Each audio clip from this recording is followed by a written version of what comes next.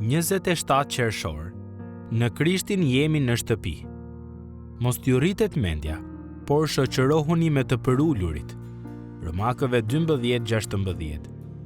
Shtëpia mund të jetë diçka e mrekullueshme. Për shumë prej nesh, shtëpia është vendi ku mund të jemi të sinqert, ku jemi me familjen tonë dhe ku të gjitha gjërat, madje edhe të metat, na duken të njohura. Megjithatë, ndoshta më e rëndësishmja është që shtëpia e vërtetë është vendi ku mund të jemi vetvetja, me përulësi të vërtetë. E tillë duhet të jetë përvoja jonë në bashkësinë e popullit të Perëndisë. Thirrja e palit për të krishterët, mos t'ju rritet mendja, por shoqërohuni me të përullurit, është një mënyrë për të na bërë thirrje që në shtëpinë e Perëndisë ta trajtojmë njëri tjetrin si familje. Një tjetër mënyrë për ta përkthyer urdhrin shoqërohuni me të përullurit është të thuash, jini të gatshëm të bëni punë të rëndomta.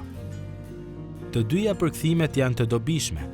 Ne nuk duhet të jemi aq krenar sa të ketë njerëz me të cilët të mos shoqërohemi ose punë të cilat të refuzojmë t'i bëjmë. Në botën laike, nderimi matet me statusin, rëndësinë, ndikimin, pasurinë, intelektin e kështu me radhë. Mirë po nuk duhet të ndodhë kështu me zburrave dhe grave të krishtera. Në të vërtetë, një nga tiparet dalluese të popullit të Perëndisë duhet të jetë që karakteristika të tilla si materializmi, krenaria dhe shpifja, të cilat karakterizojnë komunitetin e gjerë, të mos mbizotërojnë më mbi ta.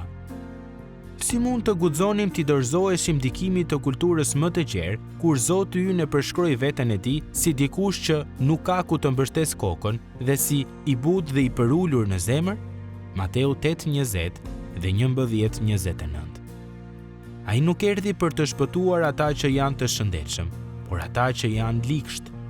Marku 2:17. Ai vazhdon t'i thërras të dobtit e botës dhe t'i turpëroj të fortët. 1 Korintasve 1:27. Edhe apostulli Paul, ai mësues jashtëzakonisht i kualifikuar i ligjit, e çmoi të gjithë rezumen e tij si të pavlerë, me qëllim që të fitonte Krishtin. Filipianëve 3:8. Jezusi po ndërton një kishë dhe kisha që ai po ndërton është familja e Perëndisë. Ati ynë është në qiej. Vëllai ynë i madh po mbretëron dhe vëllezërit dhe motrat tona po adhurojnë me ne. Herën tjetër, kur të jesh me familjen tënde kishtare, hidh një hap për të dalë nga zona jote e rehatis dhe njihu me një antar të familjes, me të cilin nuk ndërvepron zakonisht.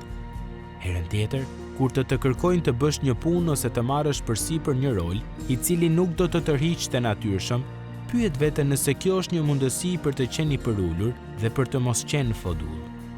Në fund të fundit, vëllai ynë i madh nuk e konsideroi kryqin si diçka në nivelin e tij, dhe ai vdiq aty për të ngritur mëkatar të përullur si ju dhe unë.